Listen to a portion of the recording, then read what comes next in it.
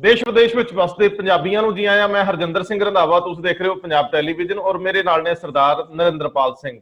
एक लंबी झिझक तो बाद संवेदनशील मसले थे तुहाडे रूबरू आ। श्री अकाल तख्त साहब का जिक्र आउंदियां मन च शरधा ते सत्कार उमड़ पैंदा है। लेकिन इस मुआशरे दे विच खास तौर पर सिख धर्म दे विच संवाद की परंपरा भी मुढ़ कदीमों ही तुरी आउंदी है।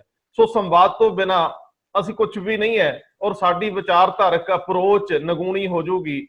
ये अहम सवाल है कि विचार वटांदरा चलता रहना चाहिए। हाँ, इस गल ते सवाल हो सकता कि असी इस काबिल हैं कि नहीं, जिस मसले नूं हत्थ च लै रहे हैं साडे लैण दा है कि नहीं। फिर भी शुरुआत दे विच माफी मंग लईए जथेदार श्री अकाल तख्त साहब तो और नाल दी नाल ही उन्हां सिख हिरदियां तो जिन्हां दे मन ते इस गलबात दे विच कोई एक छोटा जिहा वाक सेंटेंस एक शब्द भी तकलीफ देवे। लेकिन तकलीफ नाल इस करके भी भरे पे हैं कि जदों दी ये सदी चढ़ी आ बेअदबियां नाल संबंधित मसलियां ने हर दिन हर सिख नूं तकलीफ पहुंचाई है। 2015 च वापरदियां घटनावां, उस तो पहला गुरु साहब दा समांग रचाउण दे मामले च सौदा साध वालों कीतियां खुनामियां, अपनियां दियां कुछ अवग्यावां, ये सारियां चीजां ने चलदियां साडी इस सदी नूं ग्रहण ला के रखिया। इन्हां समयां दे विच सब तो तकलीफ दे वरतारे रहे आ। ਹੁਣ ਜਦੋਂ ਅਸੀਂ ਇਹ ਗੱਲ ਕਰਨ ਲੱਗੇ ਹਾਂ ਕਿ ਸ਼੍ਰੀ ਅਕਾਲ ਤਖਤ ਸਾਹਿਬ ਦੇ ਜਥੇਦਾਰ ਕਿਤੇ ਅਸਤੀਫਾ ਦੇਣ ਦੀ ਸਥਿਤੀ ਵੱਲ ਤਾਂ ਨਹੀਂ ਵੱਧ ਰਹੇ, ਤਾਂ ਇਹਦੇ ਵਿੱਚ ਕੁਝ ਲੌਜਿਕ, ਕੁਝ ਦਲੀਲਾਂ, ਕੁਝ ਤਰਕ ਉਹ ਬੇਸਡ ਹੈਗੇ ਆ। ਉਹਦੇ ਉੱਤੇ ਆਧਾਰਿਤ ਗੱਲ ਕਰਨ ਲੱਗੇ ਆ ਕਿ ਕੁਝ ਇੱਕ ਚੀਜ਼ਾਂ ਉਸ ਦਿਸ਼ਾ ਨੂੰ ਜਾ ਰਹੀਆਂ ਜਿਸ ਦਿਸ਼ਾ ਦੇ ਉੱਤੇ ਅਸੀਂ ਅਗਲੇ 15-20 ਮਿੰਟ ਤੁਹਾਡੇ ਨਾਲ ਇਹ ਗੱਲ ਕਰਨੀ ਆ। ਉਹ ਸਾਰੇ ਪੜਾਅਵਾਰ ਤਰਤੀਬਵਾਰ ਤੁਹਾਨੂੰ ਅੰਕੜੇ ਦੇਵਾਂਗੇ। ਸਭ ਤੋਂ ਪਹਿਲਾਂ ਮੈਂ ਜ਼ਿਕਰ ਕਰੂੰਗਾ कि जदों बेअदबी मामलियां दे विच अजे तक कुछ नहीं होया ते पुराने सिंह साहब घर बैठे हुए ने, उन्हां नूं पासे करता जांदा, उन्हां नूं कौम दीयां बहुत गल्लां भी सुणनियां पईयां। लेकिन जदों दे यानी हरप्रीत सिंह तख्त साहब ते असीम ने विराजमान होए ने, उदों तो एक आम प्रभाव है कि ये सुहिरद चेहरा यानी हरप्रीत सिंह पढ़े लिखे वधिया भावुक स्पीच दिंदे आ, तर्क आधारित गल करदे आ। ये दो बेड़ियां, एक कौमी बेड़ी एक सियासी बेड़ी, दोवां दे विच समानांतर चलदियां तवाजन बना के चले आ। इन्हां दी तारीफ हुई आ, विदेशी सिख भी इन्हां दा दम भरदे आ और इन्हां दे विरोधी भी ये कहंदे आ कि नहीं, उन्हां दी अप्रोच ठीक है। लेकिन हालात इत्थों तक क्यों निगर जाण के ये सवाल खड़ा हो जाए कि जथेदार इसे अप्रोच नाल अगे वध सकदे कि नहीं। तीन घटनावां दे आधार सारी गलबात रहूंगा। मैं सरदार साहब जी नूं पुछण तो पहला मैं वो तिन्ने घटनावां बारे दस दियां कि सब तो पहला जिहड़ा हुण 267 सरूप गुरु महाराज दे जिन्हां दे जिहड़े मिसिंग ने, जिन्हां दे बारे च कुछ पता नहीं है, उहदे ते जांच शुरुआत हुई है। उस जांच नूं लैके कुछ घटनावां ऐसियां वापरियां ने जिहदे विच जथेदार अकाल तख्त यानी हरप्रीत सिंह तकलीफ विच ने, भारी तकलीफ च है। इस तो पहला जदों जज साहबान नूं अपॉइंट करना सीगा, श्रोमणी कमेटी इन्हां नूं अथोराइज कर दिंदी है कि तुसीं जांच कमेटी बनाओ जां जांच करवाओ, ते उस वेले सिख जज लभण दे विच जिहड़ी तकलीफ दा सामना सिंह साहब नूं करना पिया, वो भी उन्हां दे मन ते बड़ा असर होया। ते उस तो बाद चुने हुए जज दा लांभे हो जाना ते इन बिटवीन दीयां घटनावां जिन्हां तुहाडे नाल जिहड़ियां शेयर करांगे। और उस तो अगले पासे एक सवाल ये भी खड़ा हो गया कि जथेदार जी ने थोड़ी काल तां नहीं कीती जदों कौम दे सब तो वड्डे जज तख्त साहब दे उत्ते सब तो वड्डी अदालत श्री अकाल तख्त साहब ते उत्थे बैठे जथेदार सब तो उच्चे जज, उन्हां नूं दुनियावी अदालतां भी तलब ना कर सकण, इस तरह के प्रावधान होण ते फिर उन्हां नूं बाहरी जज की लोड़ क्यों पई, ये भी सवाल सी। सो इस तो अगली गल कि पिछे दिल्ली कमेटी के प्रधान नूं एक नोटिस भेजण वाली गल कि तुसीं एक लेख संबंधी स्पष्टीकरण दिओ ते फिर उस तो बाद थोड़ी देर बाद उहदे ते चुप कर जाना। कई मसले ऐसे खड़े होए आ जिन्हां तो इंज लगदा और साडे बहुत भरोसेयोग सूत्र दस रहे आ कि सिंह साहब की तकलीफ वधी हुई आ। अगले दिनां दे विच कुछ भी अणकियासा वापर सकदा। सरदार साहब तुहानूं मैं नाल जोड़ लवां, मुद्दा बड़ा संवेदनशील है ते साडे शब्द बड़े संकोचवें ने, की कहोगे? देखो गल बड़ी साफ है कि जिहड़ा मसला श्रोमणी कमेटी दे 167 के करीब इस वे कायम मैंबर साहबान ने जी, जिहड़ा मसला श्रोमणी कमेटी दे 167 कायम मैंबर साहबान जी ਜਿਨ੍ਹਾਂ ਦੇ ਵਿੱਚ ਵਕੀਲ ਵੀ ਨੇ ਪੇਸ਼ੇ ਵਜੋਂ, ਹੂੰ ਜਿਨ੍ਹਾਂ ਦੇ ਵਿੱਚ ਚੰਗੇ ਕਾਰੋਬਾਰੀ ਵੀ ਨੇ, ਚੰਗੇ ਸਿਆਸਤਦਾਨ ਵੀ ਨੇ, ਗੁਣੀ ਵਿਦਵਾਨ ਵੀ ਨੇ। ਔਰ ਜਿਹੜਾ ਮਸਲਾ ਉਹ 167 ਲੋਕ ਹੱਲ ਨਹੀਂ ਕਰ ਸਕੇ, ਜਿਹਦੀ ਉਹ ਜਾਂਚ ਖੁਦ ਨਹੀਂ ਕਰ ਸਕੀ, ਉਹ ਜਾਂਚ ਉਹਨਾਂ ਨੇ ਐਗਜ਼ੈਕਟਿਵ ਦੇ ਰਾਹੀਂ ਜਦੋਂ ਜਥੇਦਾਰ ਅਕਾਲ ਤਖਤ ਸਾਹਿਬ ਦੇ ਵੱਲ ਭੇਜੀ ਆ ਜੀ, ਤੇ ਉਹਨਾਂ ਨੇ ਇਹ ਜਿਹੜਾ ਸਵਾਲ ਤੁਸੀਂ ਸਾਹਮਣੇ ਲਿਆਂਦਾ ਕਿ ਇੱਕ ਐਸਾ ਜੱਜ ਸਿੱਖ ਕੌਮ ਦਾ, ਅਕਾਲ ਤਖਤ ਦੀ ਸਰਵੋਤਮ ਤਖਤ ਜਿਹੜਾ ਸਾਡਾ, ਉੱਥੇ ਇਨਸਾਫ ਦੇਣ ਲਈ ਬੈਠੇ ਜੱਜ ਨੂੰ ਬਾਹਰੋਂ ਜੱਜ ਲੱਭਣ ਦੇ ਲਈ ਸੁਝਾਅ ਹੀ ਕਿਉਂ ਦਿੱਤਾ ਗਿਆ? ਜੀ ਜੀ, ਜਿਹੜਾ ਐਗਜ਼ੈਕਟਿਵ ਦਾ ਮਤਾ 12 ਜੁਲਾਈ 2020 ਨੂੰ ਪਾਸ ਕੀਤਾ ਸ਼੍ਰੋਮਣੀ ਕਮੇਟੀ ਦੀ ਐਗਜ਼ੈਕਟਿਵ ਨੇ, ਉਸ ਮਤੇ ਦੀ ਲੋੜ ਕੀ ਸੀ? ਉਸ ਮਤੇ ਦਾ ਜਿਹੜਾ ਸ਼ਬਦਾਵਲੀ ਸੀ ਜਾਂ ਜਿਹੜੇ ਸੁਝਾਅ ਸੀ ਉਹ ਕਿੱਥੋਂ ਆਏ? ਜੀ। ਨੰਬਰ 2, ਜਿੱਥੋਂ ਤੱਕ ਇਸ ਜਾਂਚ ਕਮਿਸ਼ਨ ਦੇ ਗਠਨ ਦਾ ਸਵਾਲ ਹੈ, ਜੋ ਸਾਡੀ ਜਾਣਕਾਰੀ ਵਿੱਚ ਹੈ, ਜੀ, ਹਮੇਸ਼ਾ ਜਦ ਵੀ ਕੋਈ ਫੈਸਲਾ ਲਿਆ ਜਾਂਦਾ ਉਹ ਆਬਜੈਕਟਿਵ ਨਾਲ ਹੀ ਫੈਸਲਾ ਕਰਦੀ ਆ ਕਿ ਇਹ ਫੈਸਲਾ ਕਿਹਨੇ ਕਰਨਾ ਹੈ। ਜੀ, ਲੇਕਿਨ ਸਿੱਖ ਗੁਰਦੁਆਰਾ ਐਕਟ 1925 ਜੀ, ਜਿਹਦੇ ਤਹਿਤ ਸ਼੍ਰੋਮਣੀ ਕਮੇਟੀ ਚੱਲ ਰਹੀ ਹੈ, ਉਹਦੀ ਧਾਰਾ 64 ਉਹ ਸਾਫ਼ ਕਹਿੰਦੀ ਆ ਕਿ ਸ਼੍ਰੋਮਣੀ ਕਮੇਟੀ ਨਾਲ ਸੰਬੰਧਿਤ ਕੋਈ ਵੀ ਫੈਸਲਾ ਲੈਣ ਦਾ ਅਧਿਕਾਰ ਆਖਰੀ ਤੇ ਆ ਕੇ ਸ਼੍ਰੋਮਣੀ ਕਮੇਟੀ ਦੀ ਕਾਰਜਕਾਰਨੀ ਜਾਂ ਐਗਜ਼ੈਕਟਿਵ ਨੂੰ ਹੈ। ਜੀ। ਸਵਾਲ ਇਹ ਹੈ ਕਿ ਜੱਜ ਸਾਹਿਬ ਦੀ ਅਪਾਇੰਟਮੈਂਟ, ਜੱਜ ਦੀ ਚੋਣ ਜਥੇਦਾਰ ਸਾਹਿਬ ਕਰਨ, ਸਾਰੇ ਜਿਹੜਾ ਉਹਨਾਂ ਦੇ ਨਾਲ ਅਟੈਚ ਕਰਨਾ ਉਹਦੀ ਚੋਣ ਜਥੇਦਾਰ ਸਾਹਿਬ ਕਰਨ। ਜਦੋਂ ਇਹ ਰਿਪੋਰਟ ਸਾਹਮਣੇ ਆ ਜਾਵੇ ਉਹਦੇ ਉੱਤੇ ਸਿੰਘ ਸਾਹਿਬ ਫਿਰ ਵਿਚਾਰ ਕਰਨ, ਉਹ ਵਿਚਾਰ ਜਿਹੜੀ ਆ ਫਿਰ ਐਗਜ਼ੈਕਟਿਵ ਨੂੰ ਭੇਜੀ ਜਾਵੇ ਤੇ ਉਹਦੇ ਉੱਤੇ ਫੈਸਲਾ ਐਗਜ਼ੈਕਟਿਵ ਲਵੇ ਤੇ ਫਿਰ ਇਸ ਸਵਾਲ ਦਾ ਜਵਾਬ ਸ਼੍ਰੋਮਣੀ ਕਮੇਟੀ ਦੀ ਕਾਰਜਕਾਰਨੀ ਦਵੇ ਕਿ ਕੀ ਕਾਰਜਕਾਰਨੀ ਜਿਹੜੀ ਆ ਉਹੀ ਸਰਵੋਤਮ ਹੈ ਤੇ ਫਿਰ ਜਥੇਦਾਰ ਸਾਹਿਬ ਨੂੰ ਇਹਦੇ ਵਿੱਚ ਇਨਵੋਲਵ ਕਿਉਂ ਕੀਤਾ ਗਿਆ? ਜੀ। ਕੀ ਸ਼੍ਰੋਮਣੀ ਕਮੇਟੀ ਜੇ ਵੱਖ-ਵੱਖ ਮੁੱਦੇ ਨੇ, ਸੁਪਰੀਮ ਕੋਰਟ 'ਚ ਕੇਸ ਚੱਲਦੇ ਰਿਹਾ, ਸ਼੍ਰੋਮਣੀ ਕਮੇਟੀ ਦਾ ਸੁਪਰੀਮ ਕੋਰਟ 'ਚ ਕੇਸ ਚੱਲਿਆ, ਸਭ ਤੋਂ ਜਿਹੜਾ ਲੰਬਾ ਕੇਸ ਹੈ 1000 ਕਰੋੜ ਦੇ ਮੁਆਵਜ਼ੇ ਦਾ ਕੇਸ, ਉਸ ਤੋਂ ਬਾਅਦ ਸਹਿਜਧਾਰੀ ਸਿੱਖ ਫੈਡਰੇਸ਼ਨ ਨੂੰ 100 ਕਰੋੜ ਦੇ ਮੁਆਵਜ਼ੇ ਦਾ, ਹਾਂ, ਸਹਿਜਧਾਰੀ ਸਿੱਖ ਫੈਡਰੇਸ਼ਨ ਦਾ ਕੇਸ, ਰੈਫਰੈਂਸ ਲਾਇਬ੍ਰੇਰੀ ਦਾ ਕੇਸ। ਜਦੋਂ ਇਹਨਾਂ ਕੇਸਾਂ ਦੇ ਉੱਤੇ ਸ਼੍ਰੋਮਣੀ ਕਮੇਟੀ ਦੇ ਦਾਅਵੇ ਨੇ ਕਿ ਉਹਦੇ ਕੋਲ ਸੁਪਰੀਮ ਕੋਰਟ ਦੇ ਸੀਨੀਅਰ ਵਕੀਲ ਨੇ, ਜੇ ਬਤੌਰ ਇੱਕ ਸਿਆਸੀ ਪਾਰਟੀ ਹੁੰਦੇ ਆ ਅਕਾਲੀ ਦਲ ਦੇ ਕੋਲ ਸਾਬਕਾ ਰਿਟਾਇਰਡ ਜੱਜ ਨੇ, ਜਦੋਂ ਅਸੀਂ ਜਸਟਿਸ ਨਿਰਮਲ ਸਿੰਘ ਹੋਰਾਂ ਦੀ ਗੱਲ ਕਰਦੇ ਹਾਂ ਜੀ, ਆਖਰਕਾਰ ਇਹ ਸਿੱਖ ਚਿਹਰੇ ਨੇ, ਸਿੱਖ ਜੱਜ ਨੇ। ਜਸਟਿਸ ਕੁਲਦੀਪ ਸਿੰਘ ਦੀ ਗੱਲ ਕਰਦੇ ਹਾਂ, ਅਸੀਂ ਜਸਟਿਸ ਹਰਬੰਸ ਸਿੰਘ ਦੀ ਗੱਲ ਕਰਦੇ ਹਾਂ। ਕਿਹੜਾ ਐਸਾ ਸਿੱਖ ਜੱਜ ਹੈ ਜਿਹੜਾ ਚਿਹਰਾ ਇਸ ਸਿੱਖ ਸਮਾਜ ਦੇ ਵਿੱਚ ਨਹੀਂ ਹੈ? ਜਦੋਂ ਅਸੀਂ KTS ਤੁਲਸੀ ਵਰਗੇ ਵਕੀਲਾਂ ਦੀ ਗੱਲ ਕਰਦੇ ਹਾਂ, ਜਸਟਿਸ RS ਸੋਢੀ ਦੀ ਗੱਲ ਕਰਦੇ ਹਾਂ, ਕੀ ਇਹ ਸਾਡੇ ਸਿੱਖ ਚਿਹਰੇ ਨਹੀਂ? ਸਰਦਾਰ ਸਾਹਿਬ ਤੁਸੀਂ ਠੀਕ ਕਹਿ ਰਹੇ ਹੋ। ਜਦੋਂ ਉਹ ਲੋਕ ਬੋਲੀ ਵੀ ਹੈ, ਚਲੋ ਹੁਣ ਉਹ ਰੈਲੇਵੈਂਟ ਨਹੀਂ ਜੇ ਮੈਂ ਗੱਲ ਕਰਾਂ ਕਿ ਅੱਧੀ ਤੇਰੀਆਂ ਮਲਾਜੇਦਾਰ। ਸੋ ਜਦੋਂ ਅਸੀਂ ਸਮਾਨਾਂਤਰ ਦੋ ਧਿਰਾਂ ਨੂੰ, ਇੱਕ ਕੌਮ ਦੇ, ਸਮੁੱਚੀ ਕੌਮ ਦੇ ਸੰਜੀਦਾ ਲੋਕ, ਚੇਤਨ ਲੋਕ, ਦੂਜੇ ਬੰਨੇ ਤੁਹਾਡੀ ਸਿਆਸੀ ਧਿਰ ਜਿਹੜੀ ਸ਼੍ਰੋਮਣੀ ਕਮੇਟੀ ਤੇ ਪ੍ਰਬੰਧ ਚਲਾਉਂਦੀ, ਜਦੋਂ ਅਸੀਂ ਦੋਨਾਂ ਦੇ ਛਾਬਿਆਂ 'ਚ ਸੰਤੁਲਨ ਰੱਖਣ ਦਾ ਯਤਨ ਕਰਾਂਗੇ, ਉਹ ਸੰਤੁਲਨ ਵਿਗੜਨ ਦੀ ਸੰਭਾਵਨਾ ਹਰ ਪਲ ਬਣੀ ਰਹਿੰਦੀ ਹੈ। ਇਹ ਸੰਤੁਲਨ ਉਦੋਂ ਹੀ ਵਿਗੜ ਜਾਂਦਾ ਹੈ ਜਦੋਂ ਜਥੇਦਾਰ ਸਿੰਘ ਸਾਹਿਬ ਗਿਆਨੀ ਹਰਪ੍ਰੀਤ ਸਿੰਘ ਜੀ ਖਾਲਿਸਤਾਨ ਵਾਲੇ ਮਸਲੇ ਦੇ ਉੱਤੇ ਪੱਤਰਕਾਰਾਂ ਨੂੰ ਇੱਕ ਜਵਾਬ ਦਿੰਦੇ। ਉਸ ਤੋਂ ਬਾਅਦ ਜਲੰਧਰ ਤੋਂ ਛਪਦੀ ਵੱਡੀ ਅਖਬਾਰ ਦੇ ਸੰਪਾਦਕ ਨੇ ਬੜਾ ਸਖਤ ਸੰਪਾਦਕੀ ਲਿਖਿਆ ਸੀ, ਬੜਾ ਸਖਤ, ਇੰਨਾ ਸਖਤ ਸੰਪਾਦਕੀ। ਸੋ ਇਹਦਾ ਮਤਲਬ ਸੀ ਕਿ ਇਸ਼ਾਰੇ ਦੇ ਵਿੱਚ ਗੱਲ ਅੱਗੇ ਤੁਰ ਰਹੀ ਸੀ। ਹੁਣ ਦੂਜੀ ਗੱਲ ਸਰਦਾਰ ਸਾਹਿਬ ਐਮ ਆ ਕਿ ਅਕਾਲ ਤਖਤ ਸਾਹਿਬ ਦੇ ਜਥੇਦਾਰ ਜੇ ਤਾਂ ਪੰਥਕ ਧਿਰਾਂ ਨਾਲ ਐਨਆਰਆਈਜ਼ ਨਾਲ ਗਰਮ ਖਿਆਲੀਆਂ ਨਾਲ ਸੰਤੁਲਨ ਬਣਾ ਕੇ ਸਿਆਸੀ ਧਿਰ ਨੂੰ ਫਾਇਦਾ ਪਹੁੰਚਾ ਰਹੇ ਹੋਣ ਫਿਰ ਤਾਂ ਉਹ ਖੁਸ਼ ਹੋਣਗੇ। ਲੇਕਿਨ ਜਦੋਂ ਅਗਲਿਆਂ ਨੂੰ ਫਾਇਦਾ ਕੋਈ ਨਹੀਂ ਮਿਲ ਰਿਹਾ, ਉਲਟਾ ਨੁਕਸਾਨ ਹੋ ਰਿਹਾ।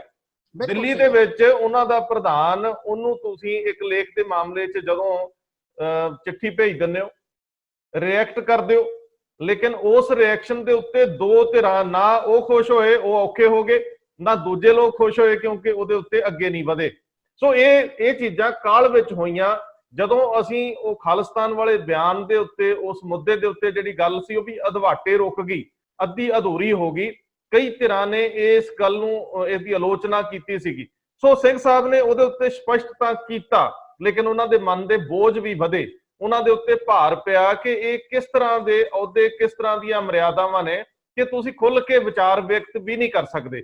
ਹੁਣ ਜਿਹੜੀ ਗੱਲ ਤੁਸੀਂ ਕੀਤੀ ਆ, ਜਦੋਂ ਇਹ ਸਿੰਘ ਸਾਹਿਬ ਦੇ ਧਿਆਨ 'ਚ ਮਸਲਾ ਆਉਂਦਾ ਹੈ ਔਰ ਜ਼ਿੰਮੇਵਾਰੀ ਓੜ ਲਈ ਜਾਂਦੀ ਆ ਕਿ ਇਹਦੀ ਜਾਂਚ ਹੁਣ ਸ੍ਰੀ ਅਕਾਲ ਤਖਤ ਸਾਹਿਬ ਦੇ ਜਥੇਦਾਰ ਕਰਾਉਣਗੇ, ਤੇ ਇਹ ਗੱਲ ਸਪਸ਼ਟ ਸੀ ਕਿ ਜਾਂਚ ਕਿਸੇ ਰਿਟਾਇਰਡ ਜੱਜ ਤੋਂ ਕਰਾਈ ਜਾਵੇ। ਤੁਹਾਡੀ ਗੱਲ ਠੀਕ ਹੈ, ਤੁਸੀਂ ਕਿਹਾ ਕਿ ਸਾਡੇ ਕੋਲ ਇੰਨੇ ਜੱਜ ਬੈਠੇ, ਬਹੁਤ ਜੱਜ ਬੈਠੇ ਆ, ਲੇਕਿਨ ਕੁਝ ਇੱਕ ਲੋਕਾਂ ਨਾਲ ਜਦੋਂ ਸੰਪਰਕ ਹੋਇਆ, ਉਹਨਾਂ ਦੇ ਵਿੱਚੋਂ, ਦੇਖੋ ਮਾਫੀ ਚਾਹੁੰਦੇ ਸਿੰਘ ਸਾਹਿਬ ਜੇ ਤੁਸੀਂ ਸੁਣਦੇ ਹੋਵੋ ਤੇ ਇਹਦੇ ਵਿੱਚੋਂ ਹੋ ਸਕਦਾ ਕੁਝ ਮਿਸਿੰਗ ਹੋਵੇ, ਲੇਕਿਨ ਬਹੁਤ ਸਾਰੀਆਂ ਚੀਜ਼ਾਂ ਰਿਲੇਟ ਕਰਨਗੀਆਂ ਤੁਹਾਡੇ, ਤੁਸੀਂ ਇਹ ਗੱਲ ਜ਼ਰੂਰ ਮੰਨੋਗੇ ਕਿ ਇਹ ਗੱਲ ਇਹ ਸੱਚਮੁੱਚ ਹੈ। ਦੋਸਤੋ, ਗੱਲਬਾਤ ਜਦੋਂ ਹੁੰਦੀ ਆ ਤੇ ਬਹੁਤ ਗਿਣਤੀ, ਇੱਕ ਤੋਂ ਵੱਧ ਲੋਕ ਆਪਣੀ ਜੀਵਨ ਮਰਿਆਦਾ ਨੂੰ ਲੈ ਕੇ ਟਾਲਾ ਵੱਟ ਜਾਂਦੇ ਆ। ਕੁਝ ਤਾਂ ਕਲੀਅਰ ਹੀ ਸਪਸ਼ਟ ਕਰ ਦਿੰਦੇ ਆ ਕਿ ਅਸੀਂ ਉਸ ਵੱਡੀ ਜਾਂਚ, ਗੁਰੂ ਸਾਹਿਬ ਨਾਲ ਸੰਬੰਧਿਤ ਜਾਂਚ ਲਈ ਆਪਣੀ ਜੀਵਨ ਮਰਿਆਦਾ ਜਿਹੜੀ ਹੈ ਉਹਨੂੰ ਠੀਕ ਨਹੀਂ ਸਮਝਦੇ। ਉਹ ਇਹ ਬੜਾ ਓਪਨ ਜਿਹਾ ਇੱਕ ਸਵਾਲ ਸੀਗਾ ਕਿ ਜੇ ਤੁਸੀਂ ਜਾਂਚ ਸ੍ਰੀ ਗੁਰੂ ਗ੍ਰੰਥ ਸਾਹਿਬ ਜੀ ਦੇ ਨਾਲ ਸੰਬੰਧਿਤ ਕਿਸੇ ਮਸਲੇ ਤੇ ਕਰਨੀ ਹੈ ਤੇ ਫਿਰ ਤੁਹਾਡਾ ਜੀਵਨ ਉਹਨਾਂ ਉੱਚਾ ਸੁੱਚਾ ਹੋਣਾ ਚਾਹੀਦਾ, ਫਸਟ ਆਫ ਆਲ। ਦੂਜੀ ਗੱਲ ਸਰਦਾਰ ਸਾਹਿਬ ਇਹ ਹੈ ਕਿ ਉਦੋਂ ਵੀ ਇੱਕ ਨਿਰਾਸ਼ਾ ਹੱਥ ਲੱਗਦੀ ਆ ਕਿ ਜਦੋਂ ਸਾਨੂੰ ਸਿੱਖ ਜੱਜ ਲੱਭਣ 'ਚ ਜਥੇਦਾਰ ਸਾਹਿਬ ਨੂੰ ਮੁਸ਼ਕਲ ਆਉਂਦੀ ਆ, ਉਹ ਥੋੜੇ ਜਿਹੇ ਉਲਝਣ 'ਚ ਆਉਂਦੇ ਆ। ਫਿਰ ਜਦੋਂ ਇਹ ਜੱਜ ਸਾਹਿਬਾਨ ਜਿਹੜੇ ਹੁਣ ਛੁੱਟੀ ਕਰਕੇ, ਜਿਹੜੇ ਨਵੀਤਾ ਸਿੰਘ, ਇਹ ਲਗਭਗ 4 ਦਿਨ ਪਹਿਲਾਂ ਜੀ 4 ਦਿਨ ਪਹਿਲਾਂ ਇਹ ਘਟਨਾ ਵਾਪਰ ਜਾਂਦੀ ਆ। ਇਹ ਬਿਲਕੁਲ ਪੁਖਤਾ ਸਰੋਤ ਆ ਸਾਡੇ, ਅਸੀਂ ਇਹਨਾਂ ਮੁੱਦਿਆਂ ਤੇ ਗੱਲ ਨਹੀਂ ਸੀ ਕਰਨਾ ਚਾਹੁੰਦੇ ਜਿੰਨਾ ਚਿਰ ਅਧਿਕਾਰਤ ਤੌਰ ਤੇ ਇਹਦੀ ਪੁਸ਼ਟੀ ਜਦੋਂ ਹੋ ਜਾਂਦੀ ਹੈ, ਅਖਬਾਰਾਂ 'ਚ ਨਸ਼ਰ ਹੋ ਜਾਂਦਾ, ਫਿਰ ਅਸੀਂ ਇਹਨੂੰ ਡਿਬੇਟ 'ਚ ਲੈ ਕੇ ਆਏ। ਸਾਡੇ ਕੋਲ ਇਹ 3 ਦਿਨ ਤੋਂ ਵੱਧ ਸਮੇਂ ਪਹਿਲਾਂ ਇਹ ਖਬਰ ਸਪਸ਼ਟ ਸੀਗੀ ਕਿ ਉਸ ਜੱਜ ਨੇ ਮਨਾ ਕਰਤਾ। ਬਕਾਇਦਾ ਤੁਹਾਡੇ ਕੋਲ ਵੀ ਆ, ਮੇਰੇ ਕੋਲ ਵੀ ਆ, ਔਰ ਅਸੀਂ ਨਿਰੰਤਰ ਆਪੋ ਆਪਣੇ ਪੱਧਰ ਤੇ ਇਹਦੀ ਗੱਲ ਕਰ ਰਹੇ ਸੀ, ਦੇਖ ਰਹੇ ਸੀ ਕੀ ਇੱਥੇ ਕੀ ਵਾਪਰ ਰਿਹਾ। ਇਹਦੇ ਅਗਲੀ ਗੱਲ ਇਹ ਵੀ ਸੀਗੀ ਕਿ ਜਦੋਂ ਇਹ ਅਸੀਂ ਸਿੰਘ ਸਾਹਿਬ ਇਸ ਜੱਜ ਨੂੰ ਫਾਈਨਲ ਕਰਦੇ ਆ ਤੇ ਉਸ ਤੋਂ ਬਾਅਦ ਇਹ ਵੀ ਸਵਾਲ ਆਉਂਦਾ ਕਿ ਆਖਰ ਜੱਜ ਨੂੰ ਮਾਣ ਭੱਤੇ ਦੇ ਰੂਪ 'ਚ ਕੀ ਦਿੱਤਾ ਜਾਣਾ। ਉਹ ਸਾਰੀਆਂ ਚੀਜ਼ਾਂ ਤੈਅ ਹੁੰਦੀਆਂ। ਉਦੋਂ ਵੀ ਸਿੰਘ ਸਾਹਿਬ ਦੇ ਮਨ ਤੇ ਇੱਕ ਅਸਰ ਆਉਂਦਾ ਹੈ ਕਿ ਸਾਡੇ ਵੱਡੇ ਵੱਡੇ ਚਿਹਰੇ ਉਹ ਬਹੁਤ ਛੋਟੀ ਨਗੂਣੀਆਂ ਚੀਜ਼ਾਂ ਦੇ ਉੱਤੇ ਵੀ ਨੈਗੋਸੀਏਸ਼ਨ ਕਰਦੇ ਆ, ਠੀਕ ਹੈ ਜੀ। ਉਦੋਂ ਹੀ ਇੱਕ ਮਨ ਦੇ ਵਿੱਚ ਥੋੜਾ ਜਿਹਾ ਤਕਲੀਫ ਭਰ ਜਾਂਦੀ ਆ, ਔਰ ਇਹਨਾਂ ਅਹੁਦਿਆਂ ਤੇ ਕੰਮ ਕਰਨਾ ਕਿੰਨਾ ਔਖਾ ਹੈ ਇਹ ਸਿੰਘ ਸਾਹਿਬ ਵਾਲੀ ਸਥਿਤੀ 'ਚ ਬਹਿ ਕੇ ਤੁਸੀਂ ਸੋਚ ਸਕਦੇ ਹੋ। ਸੋ ਉਸ ਤੋਂ ਥੋੜਾ ਜਿਹਾ ਅੱਗੇ ਚੱਲਦੇ ਆ ਕਿ ਜਿਹੜੇ ਵਕੀਲ ਸਾਹਿਬ, ਉਹਨਾਂ ਬਾਰੇ ਤੁਹਾਨੂੰ ਜ਼ਿਆਦਾ ਪਤਾ ਹੈ, ਜਿਹੜੇ ਵਕੀਲ ਸਾਹਿਬ ਜਾਂਚ ਕਰ ਰਹੇ ਆ, ਸਾਡੇ ਸਰੋਤ ਇਹ ਵੀ ਦੱਸਦੇ ਆ ਕਿ ਸਿੰਘ ਸਾਹਿਬ ਦੇ ਧਿਆਨ 'ਚ ਕੁਝ ਐਸੀਆਂ ਗੱਲਾਂ ਵੀ ਲਿਆਂਦੀਆਂ ਗਈਆਂ ਜਿਹੜੀ ਮੁੱਢਲੇ ਤੌਰ ਤੇ ਦੇਖਿਆ ਨਹੀਂ ਆਉਂਦੀਆਂ। ਸੋ ਜਾਂਚ ਜਦੋਂ ਅੱਗੇ ਵੱਧਦੀ ਹੈ, ਉਹ ਵਕੀਲ ਤੇ ਉਹਨਾਂ ਦੇ ਸਾਥੀ ਉਹਦੇ ਵਿੱਚੋਂ ਕਈ ਐਸੀਆਂ ਚੀਜ਼ਾਂ ਕੱਢ ਕੇ ਸਿੰਘ ਸਾਹਿਬ ਦੇ ਧਿਆਨ 'ਚ ਲਿਆਉਂਦੇ ਆ ਜਿਨ੍ਹਾਂ ਨੂੰ ਲੈ ਕੇ ਸਿੰਘ ਸਾਹਿਬ ਸੰਤੁਸ਼ਟ ਹੋ ਜਾਂਦੇ ਆ ਕਿ ਜਾਂਚ ਠੀਕ ਦਿਸ਼ਾ 'ਚ ਜਾ ਰਹੀ ਹੈ। ਲੇਕਿਨ ਫਿਰ ਅਚਨਚੇਤ ਕੀ ਹੁੰਦਾ ਕਿ ਇਹ ਮਾਣਯੋਗ ਜੱਜ ਸਾਹਿਬਾਂ ਉਦੋਂ ਤੱਕ ਜੁਆਇਨ ਨਹੀਂ ਕਰਦੇ। ਜਦੋਂ ਉਹਨਾਂ ਨਾਲ ਰਾਬਤਾ ਕੀਤਾ ਜਾਂਦਾ ਹੈ ਤੇ ਉਹਨਾਂ ਨੂੰ ਇਹ ਦੱਸਿਆ ਜਾਂਦਾ ਹੈ ਕਿ ਜਾਂਚ ਬੜੀ ਠੀਕ ਦਿਸ਼ਾ 'ਚ ਚੱਲ ਰਹੀ ਆ, ਹੁਣ ਤੁਸੀਂ ਇਹਦੀ ਸਰਪ੍ਰਸਤੀ ਕਰੋ ਆ ਕੇ, ਤੇ ਉਹ ਉਹਨਾਂ ਦੀਆਂ ਆਪਣੀਆਂ ਮਜਬੂਰੀਆਂ ਹੋਣਗੀਆਂ ਜਿਵੇਂ ਨਸ਼ਰ ਹੋਇਆ। ਲੇਕਿਨ ਅੰਦਰ ਦੇ ਸਰੋਤ ਸਾਡੇ ਦੱਸਦੇ, ਅਸੀਂ ਸਾਰੀਆਂ ਚੀਜ਼ਾਂ ਨੂੰ ਡਿਸਕਲੋਜ਼ ਨਹੀਂ ਕਰਦੇ, ਕਿ ਉਹਨਾਂ ਨੇ ਕਿਹਾ ਕਿ ਫਿਰ ਤੁਸੀਂ ਉਹਨਾਂ ਤੋਂ ਕਰਾ ਲਓ, ਤੁਸੀਂ ਸਾਰ ਲਓ, ਮੇਰੇ ਲਈ ਕੁਝ ਮੁਸ਼ਕਲ ਹੈ, ਮੈਨੂੰ ਇਹ ਅੱਗੇ ਚੱਲਣਾ ਔਖਾ ਹੈ, ਮੇਰੀਆਂ ਕੁਝ ਮਜਬੂਰੀਆਂ ਨੇ। ਸੋ ਇਹ ਗੱਲ ਰੁਕ ਜਾਂਦੀ ਹੈ। ਇਨ ਦਾ ਮੇਨ ਟਾਈਮ ਇਹ ਵੀ ਇੱਕ ਖਿਆਲ ਅੱਗੇ ਵੱਧਦਾ ਰਹਿੰਦਾ ਹੈ ਕਿ ਅਸੀਂ ਇਹਨੂੰ ਥੋੜੀ ਦੇਰ ਹੋਰ ਦੇਖ ਲਈਏ, ਲੇਕਿਨ ਅਖੀਰ ਦੇ ਵਿੱਚ ਕਿਉਂਕਿ ਸਿੰਘ ਸਾਹਿਬ ਦਾ ਮਸਲਾ ਹੈ, ਉਹਨਾਂ ਦੇ ਸਨਮਾਨ ਦਾ ਮਸਲਾ ਹੈ, ਕਿਸੇ ਗੱਲ ਨੂੰ ਛੁਪਾਉਣ ਨੂੰ ਲੈ ਕੇ ਵੀ ਉਹਨਾਂ ਤੇ ਹਰਫ ਆ ਸਕਦਾ ਸੀ, ਸੋ ਇਹਨੂੰ ਬਾਹਰ ਕੱਢ ਲਿਆ ਜਾਂਦਾ ਹੈ। ਔਰ ਜਾਂਚ ਲਈ ਜਿਹੜੀ ਦੂਜੀ ਕਮੇਟੀ ਜਿਹੜੇ ਲੋਕ ਕਰ ਰਹੇ ਸੀ ਉਹਨਾਂ ਨਾਲ 2 ਲੋਕ ਹੋਰ ਜੋੜਤੇ ਜਾਂਦੇ ਆ ਤੇ ਉਹਨਾਂ ਨੂੰ ਜਾਂਚ ਅੱਗੇ ਵਧਾਉਣ ਲਈ ਕਹਿਤਾ ਜਾਂਦਾ। ਇਹ ਠੀਕ ਮਸਲਾ ਹੈ ਸਰਦਾਰ ਸਾਹਿਬ। ਇਹਦੇ 'ਚ ਇੱਕ ਹੋਰ ਸਵਾਲ ਖੜਾ ਹੁੰਦਾ ਕਿ ਜੇਕਰ ਜਾਂਚ ਕਰਾਉਣੀ ਸੀ, ਸਿੰਘ ਸਾਹਿਬ ਨੂੰ ਚਾਹੀਦਾ ਇਹ ਸੀਗਾ ਇਨਵੈਸਟੀਗੇਸ਼ਨ ਦਾ ਸਾਫ਼ ਮਤਲਬ ਹੈ ਕਿ ਸਾਡੇ ਕੋਲ ਸੀਨੀਅਰ ਅਧਿਕਾਰੀ ਵੀ ਐਸੇ ਰਿਟਾਇਰਡ ਹੈਗੇ ਆ ਜਿਨ੍ਹਾਂ ਦਾ ਜੀਵਨ ਉੱਚਾ ਸੁੱਚਾ ਹੈ, ਜਿਨ੍ਹਾਂ ਨੇ ਆਪਣੇ ਜੀਵਨ 'ਚ ਕਈ ਜਾਂਚ ਕੀਤੀਆਂ ਨੇ। ਡੀਜੀਪੀ ਰੈਂਕ ਦੇ ਕਈ ਅਧਿਕਾਰੀ ਬੜੇ ਸਨਮਾਨਯੋਗ ਨੇ, ਜਿਨ੍ਹਾਂ ਦਾ ਆਪਣੇ ਜੀਵਨ ਦੇ ਵਿੱਚ ਬਹੁਤਾ ਸਮਾਂ ਰਿਟਾਇਰਮੈਂਟ ਤੋਂ ਬਾਅਦ ਪੂਜਾ ਪਾਠ 'ਚ ਨਿਕਲਦਾ, ਜਿਨ੍ਹਾਂ ਨੂੰ ਤੁਸੀਂ ਵੱਖ-ਵੱਖ ਸ਼ਤਾਬਦੀਆਂ ਦੇ ਉੱਤੇ ਸਨਮਾਨ ਦੇ ਚੁੱਕੇ ਹੋ। ਮੇਰੇ ਧਿਆਨ 'ਚ ਉਹਨਾਂ ਦੇ ਜੀਵਨ ਕਰਕੇ ਤੇ ਉਹਨਾਂ ਦੀ ਡਿਊਟੀ ਪ੍ਰਤੀ ਸ਼ਰਧਾ ਕਰਕੇ। ਸਰਦਾਰ ਸਾਹਿਬ ਮੇਰੇ ਧਿਆਨ 'ਚ, ਕਿਉਂਕਿ ਪਿਛਲੇ ਦਿਨਾਂ 'ਚ ਮੇਰਾ ਇੱਕ ਬੜਾ ਲੰਬਾ ਸਿਲਸਿਲਾ ਲਿਆ ਲੋਕਾਂ ਨਾਲ ਗੱਲਬਾਤ ਕਰਨ ਦਾ ਤੁਹਾਡੇ ਸਹਿਯੋਗ ਨਾਲ, ਮੈਂ ਇਸ ਪੱਧਰ ਦੇ ਕਈ ਅਧਿਕਾਰੀਆਂ ਨੂੰ ਜਾਣਦਾ ਹੈ, ਕਈਆਂ ਨਾਲ ਮੇਰੀ ਗੱਲਬਾਤ ਹੋਈ ਹੈ ਜਿਨ੍ਹਾਂ ਦੇ ਜੀਵਨ ਦੇ ਵਿੱਚ ਪੂਰੇ ਦਿਨ 'ਚ 4 ਤੋਂ 5 ਘੰਟੇ ਸਿਰਫ ਪਾਠ ਕਰਨ ਦੇ ਵਿੱਚ, ਗੁਰਬਾਣੀ ਨਾਲ ਜੁੜੇ ਰਹਿਣ 'ਚ ਲੱਗਦਾ। ਔਰ ਇਸੇ ਤਰ੍ਹਾਂ ਦੇ ਮੈਂ ਉਹਨਾਂ ਜੱਜ ਸਾਹਿਬਾਨ ਦੀ ਵੀ ਗੱਲ ਕਰ ਸਕਦਾ ਹੈ ਜਿਨ੍ਹਾਂ ਦੀ ਜ਼ਿੰਦਗੀ ਬੜੀ ਸਮੂਥ ਔਰ ਜਿਹੜੇ ਗੁਰੂ ਨਾਲ ਬਹੁਤ ਜੁੜੇ ਹੋਏ ਆ ਤੇ ਭਾਣੇ 'ਚ ਰਹਿ ਕੇ ਤੁਰਦੇ ਪਏ ਆ, ਜਿਨ੍ਹਾਂ ਕੋਲ ਦੁਨੀਆ ਭਰ ਦੀਆਂ ਸਹੂਲਤਾਂ ਨੇ ਲੇਕਿਨ ਉਹ ਬੜੇ ਨਿਮਰ ਨੇ। ਸੋ ਮੈਨੂੰ ਲੱਗਦਾ ਸੀ ਕਿ ਸਿੰਘ ਸਾਹਿਬ ਨੂੰ ਇਸ ਮਾਮਲੇ ਦੇ ਵਿੱਚ ਕਾਹਲ ਕਰਨ ਦੀ ਬਜਾਏ ਕੁਝ ਇਸ ਤਰ੍ਹਾਂ ਦੇ ਲੋਕ ਜਿਹੜੇ ਇਨਵੈਸਟੀਗੇਸ਼ਨਸ ਨਾਲ ਜੁੜੇ ਹੋਣ, ਜਿਹੜੇ ਲੋਕ ਉਹ ਵਕੀਲ ਦੀ ਜਗ੍ਹਾ ਵੀ ਵਕੀਲ ਵੀ ਲਾਏ ਜਾ ਸਕਦੇ ਸੀ, ਨਾਲ ਇੱਕ ਦੋ ਲੋਕ ਵੱਡੇ ਅਧਿਕਾਰੀ ਲਾਏ ਜਾ ਸਕਦੇ ਸੀ ਜਿਹੜੇ ਨਿਚੋੜ ਕੱਢ ਕੇ ਸਿੰਘ ਸਾਹਿਬ ਦੀ ਕਚਹਿਰੀ 'ਚ ਪੇਸ਼ ਕਰ ਦਿੰਦੇ ਔਰ ਸਿੰਘ ਸਾਹਿਬ ਬਤੌਰ ਜੱਜ ਫੈਸਲਾ ਲੈਂਦੇ। ਲੇਕਿਨ ਇਹ ਭਾਰ ਸਿੰਘ ਸਾਹਿਬ ਤੇ ਵੱਧਦੇ ਗਏ। ਹੁਣ ਇਹ ਭਾਰ ਇੰਨੇ ਵਧੇ ਹੋਏ ਆ ਕਿ ਲੋਕ ਇਹ ਮਹਿਸੂਸ ਕਰਨ ਲੱਗ ਗਏ ਆ, ਅੰਦਰਲੀਆਂ ਜਾਣਕਾਰੀਆਂ ਰੱਖਣ ਵਾਲੇ, ਕਿ ਸਿੰਘ ਸਾਹਿਬ ਕਿਸੇ ਵੇਲੇ ਵੀ ਇਸ ਤਰ੍ਹਾਂ ਦੀ ਤਕਲੀਫ ਤੋਂ ਨਿਜਾਤ ਪਾ ਸਕਦੇ ਆ, ਆਪਣੇ ਆਪ ਇਸ ਅਹੁਦੇ ਨਾਲੋਂ ਵੱਖ ਹੋਣ ਦੀ ਵੀ ਸੋਚ ਸਕਦੇ ਆ। ਸੋ ਕੌਮ ਨੂੰ ਚਾਹੀਦਾ ਹੈ, ਮੈਂ ਸਰਦਾਰ ਸਾਹਿਬ ਇਹ ਤੋਂ ਅਗਲੀ ਡਿਟੇਲ ਤੁਹਾਡੇ ਕੋਲ ਲਵਾਂਗਾ, ਕਿ ਅਸੀਂ ਏਡੇ ਵੱਡੇ ਉੱਚੇ ਬੈਠੇ ਅਹੁਦਿਆਂ ਦੇ ਉੱਤੇ ਲੋਕਾਂ ਨੂੰ ਸਨਮਾਨ ਤੇ ਸਹਿਯੋਗ ਕਰੀਏ। ਦੇਖੋ, ਸ਼੍ਰੋਮਣੀ ਕਮੇਟੀ ਦਾ ਜਿਹੜਾ ਮਤਾ ਆ ਉਹਦੇ ਵਿੱਚ ਇੱਕ ਜਿਹੜੀ ਅਹਿਮ ਮੱਦ ਜੋੜੀ ਜਾਣੀ ਸੀ ਜੋ ਸਾਡੇ ਸਾਹਮਣੇ ਨਹੀਂ ਆਈ ਜੀ, ਉਹ ਮੱਦ ਜਿਹੜੀ ਸਪਸ਼ਟ ਨਾ ਹੋਣਾ ਵੀ ਗਿਆਨੀ ਹਰਪ੍ਰੀਤ ਸਿੰਘ ਦੇ ਮਨ ਦਾ ਬੋਝ ਹੋ ਸਕਦੀ ਹੈ ਜੀ। ਤੁਸੀਂ ਉਹ ਮੁੱਦਾ ਨੁਕਤਾ ਨਹੀਂ ਉਠਾ ਰਹੇ, ਮੈਂ ਉਠਾ ਰਿਹਾ ਜੀ। ਜਦੋਂ ਵੀ ਸ਼੍ਰੋਮਣੀ ਕਮੇਟੀ ਕੋਈ ਮਤਾ ਪਾਸ ਕਰਦੀ ਹੈ, ਜਿਸ ਮਤੇ ਦੇ ਉੱਤੇ ਕੁਝ ਵੱਖਰੇ ਖਰਚਿਆਂ ਦੀ ਲੋੜ ਹੁੰਦੀ ਹੈ ਜੀ, ਉਹਦੇ ਉੱਤੇ ਬਕਾਇਦਾ ਲਿਖਿਆ ਜਾਂਦਾ ਹੈ ਕਿ ਹੋਣ ਵਾਲੇ ਖਰਚਿਆਂ ਦੀ ਪ੍ਰਵਾਨਗੀ ਦਿੱਤੀ ਜਾਂਦੀ ਹੈ ਜੀ।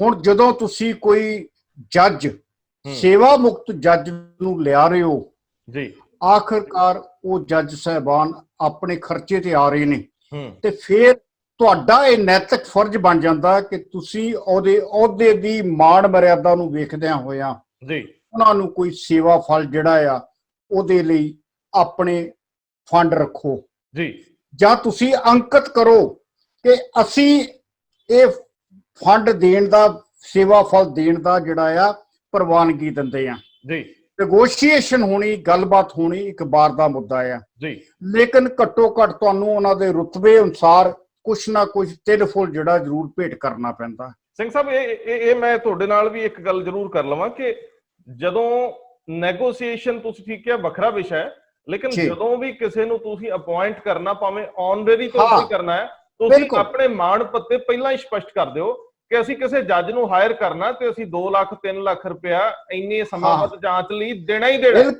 ਉਹਦੇ ਲਈ, ਤਾਂ ਕਿ ਅਗਲੇ ਨੂੰ ਕਹਿਣ ਦੀ ਲੋੜ ਹੀ ਨਾ ਪਵੇ, ਸਿਰਫ ਉਹੀ ਬੰਦਾ ਤੁਹਾਨੂੰ ਅਪਰੋਚ ਕਰੇ ਜਿਹੜੇ ਬੰਦੇ ਨੂੰ ਪਤਾ ਹੈ ਕਿ ਮੈਂ ਇਹ ਚੀਜ਼ ਲਈ ਇਹ ਮੈਨੂੰ ਮਿਲਣਾ ਵੀ।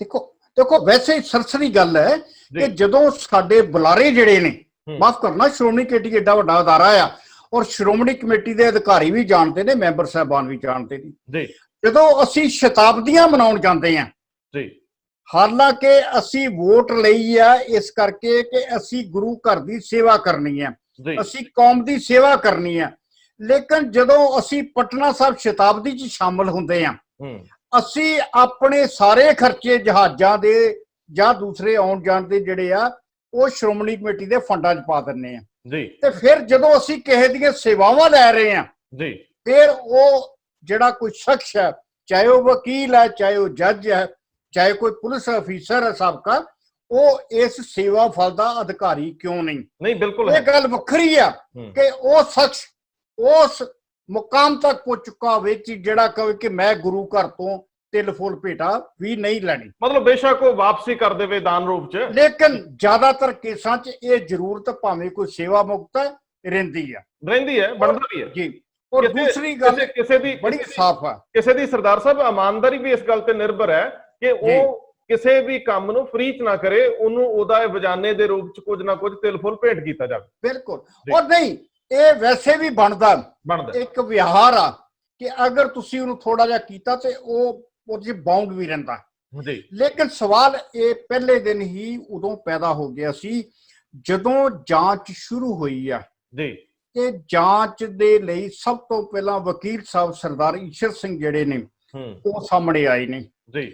ਉਸੇ ਦਿਨ ਹੀ ਸਵਾਲ ਪੈਦਾ ਹੋ ਗਿਆ ਸੀ ਕਿ ਕੋਈ ਵੀ ਜਾਂਚ ਅਗਰ ਤੁਸੀਂ ਚਾਹੇ ਕਵਲਜੀਤ ਸਿੰਘ ਨੂੰ ਸੱਦ ਰਹੇ ਹੋ, ਚਾਹੇ ਸ਼੍ਰੋਮਣੀ ਕਮੇਟੀ ਦੇ ਕਿਸੇ ਮੌਜੂਦਾ ਅਧਿਕਾਰੀ ਨੂੰ ਸੱਦ ਰਹੇ ਹੋ, ਸਾਬਕਾ ਅਧਿਕਾਰੀ ਨੂੰ ਸੱਦ ਰਹੇ ਹੋ, ਉਦੋਂ ਤੱਕ ਜਾਂਚ ਜਿਹੜੀ ਆ ਸ਼ੁਰੂ ਨਹੀਂ ਮੰਨੀ ਜਾਣੀ ਚਾਹੀਦੀ ਜਦੋਂ ਤੱਕ ਜੱਜ ਸਾਹਿਬ ਆਪ ਹਾਜ਼ਰ ਨਹੀਂ ਹੁੰਦੇ ਜੀ। ਕਿਉਂਕਿ ਸਾਡਾ ਇੱਕ ਅਕਸਰ ਜਿਹੜਾ ਜਿੰਨੇ ਵਕੀਲ ਸਾਹਿਬਾਨ ਸਾਨੂੰ ਸੁਣ ਰਹੇ ਹੋਣਗੇ, ਜਿੰਨੇ ਸਾਬਕਾ ਜੱਜ ਸਾਹਿਬਾਨ ਸਾਨੂੰ ਇਸ ਪ੍ਰੋਗਰਾਮ ਸੁਣ ਰਹੇ ਨੇ, ਉਹ ਇਸ ਗੱਲ ਨੂੰ ਤਸਦੀਕ ਕਰਨਗੇ ਕਿ ਅਦਾਲਤ ਦੇ ਵਿੱਚ ਵਕੀਲਾਂ ਦੀ ਬਹਿਸ ਨੂੰ ਰਿਕਾਰਡ ਕਰਨ ਵਾਲੇ ਹੋਰ ਹੁੰਦੇ ਨੇ ਜੀ, ਮੁਲਜ਼ਮ ਦੇ ਬਿਆਨਾਂ ਨੂੰ ਰਿਕਾਰਡ ਕਰਨ ਵਾਲੇ ਹੋਰ ਹੁੰਦੇ ਨੇ, ਉਹਨਾਂ ਤੇ ਤਰਕ ਦੇਣ ਵਾਲੇ ਹੋਰ ਹੁੰਦੇ ਨੇ। ਲੇਕਿਨ ਜੱਜ ਸਾਹਿਬਾਨ ਦੀ ਇਹ ਜਿਹੜੀ ਜ਼ਿੰਮੇਵਾਰੀ ਅਹਿਮ ਹੈ, ਉਹ ਕੱਲਾ ਮੁਲਜ਼ਮ ਜਾਂ ਗਵਾਹ ਨੂੰ ਸੁਣਦੇ ਹੀ ਨਹੀਂ, ਬਲਕਿ ਉਹਨਾਂ ਦੇ ਚਿਹਰਿਆਂ ਦੇ ਹਾਵ ਭਾਵ ਦੇਖ ਕੇ ਵੀ ਇਹ ਲਾ ਲੈਂਦੇ ਨੇ ਕਿ ਇਹ ਬੰਦਾ ਦੋਸ਼ੀ ਆ ਜਾਂ ਨਹੀਂ ਹੈ। ਤੁਹਾਡਾ ਮਤਲਬ ਇਹ ਹੈ ਕਿ ਸਾਨੂੰ ਇੱਕ ਪੂਰਾ ਅਦਾਲਤੀ ਰੂਮ ਤਿਆਰ ਕਰਨਾ ਚਾਹੀਦਾ ਹੈ ਐਸੀਆਂ ਲੋਕਾਂ ਲਈ, ਉਹਦੇ ਵਿੱਚ ਜਿਹਨੂੰ ਅਸੀਂ ਮੁਲਜ਼ਮ ਵਜੋਂ ਬੁਲਾ ਰਹੇ ਹਾਂ ਉਹਨੂੰ ਆਪਣਾ ਵਕੀਲ ਲਿਆਉਣ ਦੀ, ਆਪਣਾ ਪੱਖ ਪੇਸ਼ ਕਰਨ ਦੇ ਵੀ ਇਖਤਿਆਰ ਹੋਣੇ ਚਾਹੀਦੇ ਆ। ਇੱਕ ਬਕਾਇਦਾ ਜਿਹੜੀ ਇੰਪਾਰਸ਼ਲ ਜਿਹਨੂੰ ਕਹਿੰਦੇ ਆ, ਜਿਹਨੂੰ ਪਾਰਦਰਸ਼ੀ ਕਹਿੰਦੇ ਆ, ਉਸ ਤਰ੍ਹਾਂ ਦੀ ਪ੍ਰਾਵਧਾਨ ਪ੍ਰੋਵੀਜ਼ਨਸ ਹੋਣੀਆਂ ਚਾਹੀਦੀਆਂ। ਬਿਲਕੁਲ। ਤੇ ਜੋ ਅਸੀਂ ਵੇਖਦੇ ਰਹੇ ਹਾਂ, ਕਿਉਂਕਿ ਮੈਂ ਮਾਫ ਕਰਨਾ ਨਿੱਜੀ ਤੌਰ ਤੇ ਜੋ ਅਸੀਂ ਮਹਿਸੂਸ ਕੀਤਾ ਕਿ ਉਸੇ ਵਕਤ ਜਿਹੜੀ ਜਾਂਚ ਚੱਲ ਰਹੀ ਆ ਉਹ ਅਕਾਲ ਤਖਤ ਸਾਹਿਬ ਦੇ ਸਕੱਤਰ ਦੇ ਉਸ ਕਮਰੇ 'ਚ ਚੱਲ ਰਹੀ ਆ ਜਿਹਦੇ 'ਚ CCTV ਕੈਮਰੇ ਲੱਗੇ ਹੋਏ ਨੇ। ਜਿਹੜਾ ਵੀ ਕੋਈ ਸ਼ਖਸ ਉਸ ਸਕੱਤਰੇਤ ਵੱਲ ਜਾ ਰਿਹਾ ਉਹ CCTV ਕੈਮਰੇ 'ਚ ਰਿਕਾਰਡ ਹੋ ਰਿਹਾ ਜੀ। ਔਰ ਜਦੋਂ ਮੈਂ ਇਹ ਸਵਾਲ ਇੱਕ ਅਧਿਕਾਰੀ ਨੂੰ ਪੁੱਛਿਆ ਕਿ ਇਹ ਜਿਹੜੇ CCTV ਕੈਮਰੇ ਇਹਦੀ ਫੁਟੇਜ ਜਿਹੜੀ ਤੁਹਾਡੀ ਰਿਕਾਰਡਿੰਗ ਰਿਕਾਰਡ ਰੂਮ ਤੇ ਤੁਹਾਡਾ ਪ੍ਰਕਰਮਾ 'ਚ ਉਹਦਾ ਮੈਨੂੰ ਜਵਾਬ ਸੀ ਕਿ ਨਹੀਂ, ਇਹਦੇ ਜਥੇਦਾਰ ਸਾਹਿਬ ਨੂੰ ਸਿੱਧੀ ਫੁਟੇਜ ਆ ਰਹੀ ਹੈ। ਅੱਛਾ, ਵੀ ਇੱਥੇ ਕੌਣ ਆ ਰਿਹਾ? ਮੈਂ ਕਿਹਾ ਮਾਫ ਕਰਨਾ, ਜਦ ਤੱਕ ਤੁਸੀਂ ਸਰਵਰ ਨੂੰ ਫੀਡ ਨਹੀਂ ਕਰਦੇ, ਜੇ ਦਰਬਾਰ ਸਾਹਿਬ 'ਚ 600 ਕੈਮਰੇ ਲੱਗੇ ਨੇ, ਜੇ ਉਹ 600 ਕੈਮਰੇ ਸਰਵਰ 'ਚ ਫੀਡ ਨਹੀਂ ਹੋ ਰਹੇ ਜਦ ਤੱਕ, ਉਦੋਂ ਤੱਕ ਇਹ ਸਿੰਘ ਸਾਹਿਬ ਨੂੰ ਵੀ ਲਿੰਕ ਨਹੀਂ ਜਾ ਸਕਦਾ। ਨਹੀਂ ਸਰਦਾਰ ਸਾਹਿਬ, ਉਹਦੇ ਦੋ ਦੇਖੋ, ਇੱਕ ਟੈਕਨੀਕਲੀ ਥੋੜਾ ਮੈਂ ਇਹਦੀ ਜਾਣਕਾਰੀ ਰੱਖਦਾ ਹੈ। ਇਹਦੇ ਵਿੱਚ ਇਹ ਹੁੰਦਾ ਹੈ ਕਿ ਤੁਸੀਂ ਇਹ ਕਿੰਨੇ ਕੈਮਰੇ ਜਿਹੜੇ ਆ ਇੱਕ ਤੁਹਾਡੇ ਸਿਸਟਮ 'ਚ ਚੱਲਣੇ ਆ।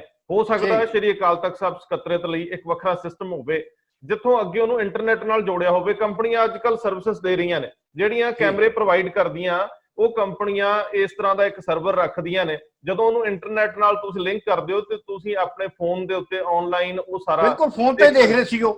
ਅਸੀਂ ਵੀ ਇਸ ਸਿਸਟਮ ਨੂੰ ਅਪਣਾ ਕੇ ਚੱਲਦੇ ਹਾਂ ਕਿ ਤੁਸੀਂ ਜਿੱਥੇ ਵੀ ਇੰਟਰਨੈਟ ਕਨੈਕਸ਼ਨ ਆ ਦੁਨੀਆ ਦੇ ਕਿਸੇ ਵੀ ਹਿੱਸੇ 'ਚ ਤੁਸੀਂ ਲੱਗੇ ਹੋਏ ਕੈਮਰਿਆਂ ਦੀ ਫੁਟੇਜ ਲੈ ਸਕਦੇ ਹੋ। ਜੇ ਉੱਥੇ ਤੁਹਾਡੇ ਕੋਲ ਮਾਈਕ੍ਰੋਫੋਨ ਲੱਗੇ ਆ ਤੇ ਤੁਸੀਂ ਅੰਦਰ ਹੁੰਦੀ ਜਿਹੜੀ ਗੱਲਬਾਤ ਸੁਣ ਸਕਦੇ ਹੋ, ਵੀਡੀਓ ਦੇਖ ਸਕਦੇ ਹੋ। ਉਹ ਸੈਕਿੰਡਸ ਦੀ ਤੁਹਾਡੇ ਕੋਲ ਕਾਰਵਾਈ ਜਿਹੜੀ ਨਾਲ ਚੱਲਦੀ ਰਹਿੰਦੀ ਹੈ। ਸੋ ਉਹ ਇੱਕ ਅਲੱਗ ਵਿਸ਼ਾ ਹੋ ਸਕਦਾ, ਉਹਨਾਂ ਕੋਲ ਪ੍ਰਾਵਧਾਨ ਹੋਣ। ਲੇਕਿਨ ਹੁਣ ਜਿੱਥੋਂ ਤੱਕ ਸਵਾਲ ਆਇਆ, ਜਦੋਂ ਜੱਜ ਸਾਹਿਬ ਦਾ ਸਵਾਲ ਆਇਆ ਤੇ ਉਹਨਾਂ ਦੀ ਪੋਜੀਸ਼ਨ ਜਿਹੜੀ ਆ ਉਹਨਾਂ ਨੇ ਬਿਲਕੁਲ ਸਾਫ਼ ਕਰਤੀ।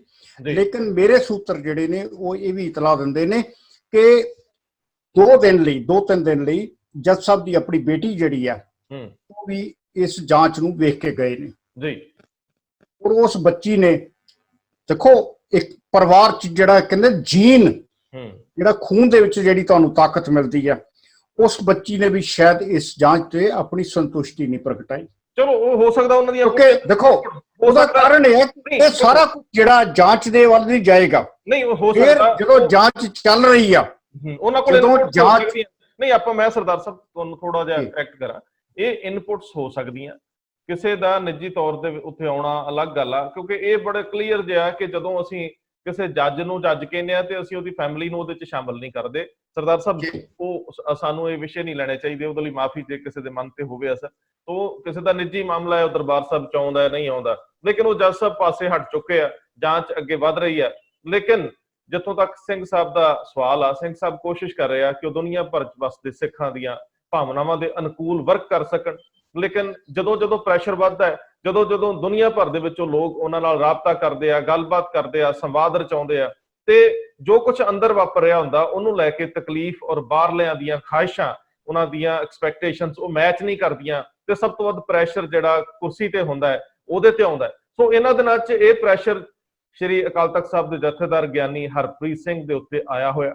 ਅੰਦਰ ਦੀਆਂ ਜਾਣਨ ਵਾਲੇ ਦੱਸਦੇ ਆ ਕਿ ਉਹ ਇਹਨੂੰ ਬਹੁਤ ਦੇਰ ਤੱਕ ਬਰਦਾਸ਼ਤ ਨਹੀਂ ਕਰਨਗੇ। ਜਦੋਂ ਜਿਹੜਾ ਜੱਜ ਲਾਇਆ ਸੀ ਇਸ ਨਹੀਂ ਸਰਦਾਰ ਸਾਹਿਬ, ਇੱਕ ਮੈਂ ਗੱਲ ਕਲੀਅਰ ਕਰ ਲਾਂ, ਇਸ ਨਜ਼ਰੀਏ ਤੋਂ ਨਹੀਂ ਕਿ ਉਹ ਬੋਝ ਬਰਦਾਸ਼ਤ ਕਰਨ ਦੇ ਕਾਬਿਲ ਨਹੀਂ, ਇਸ ਕਰਕੇ ਛੱਡਣਗੇ, ਇਸ ਕਰਕੇ ਕਿ ਉਹ ਸਮਝਦੇ ਆ ਕਿ ਜੇ ਕੋਈ ਬਹੁਤ ਬਿਹਤਰ ਨਾ ਕਰ ਸਕਦੇ ਹੋਈਏ ਤੇ ਉਹਦੇ ਨਾਲੋਂ ਪਾਸੇ ਹੋਣਾ ਬਿਹਤਰ ਹੁੰਦਾ ਹੈ।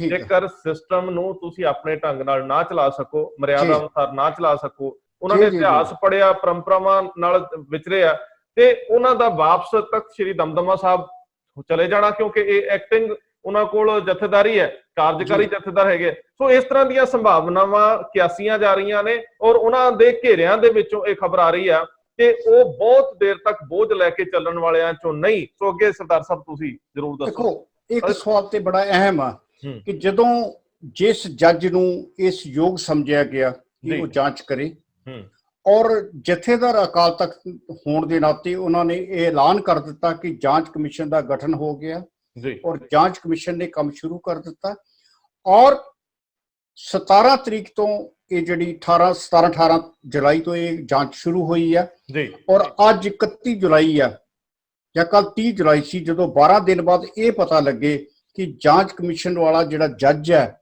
ਉਹ ਹੀ ਨਹੀਂ ਆਇਆ, ਤੇ ਫਿਰ ਕਿਤੇ ਨਾ ਕਿਤੇ ਜਥੇਦਾਰ ਸਾਹਿਬ ਦੇ ਉੱਤੇ ਲੋਕ ਜਿਹੜੇ ਨੇ, ਚਾਹੇ ਵਿਰੋਧੀ ਨੇ ਚਾਹੇ ਅੰਦਰੂਨੀ ਨੇ, ਉਹ ਨਿਸ਼ਾਨਾ ਜ਼ਰੂਰ ਸਾਧਣਗੇ। ਇੱਕ ਤੇ ਸਰਦਾਰ ਸਾਹਿਬ ਵਿੱਚ ਹੋਰ ਗੱਲ ਆ ਗਈ ਕਿ ਜਿਨ੍ਹਾਂ ਲੋਕਾਂ ਨੇ ਮੰਗ ਰੱਖੀ ਸੀਗੀ ਹਿਊਮਨ ਰਾਈਟਸ ਵਾਲਿਆਂ ਨੇ, ਉਹਨਾਂ ਨੇ ਕਿਹਾ ਕਿ ਸਾਨੂੰ ਇਸ ਜਿਹੜੀ ਹੁਣ ਜੱਜ ਤੋਂ ਬਿਨਾਂ ਨਵਾਂ ਪੈਨਲ ਆ, ਇੱਥੇ ਕੁਝ ਨਹੀਂ।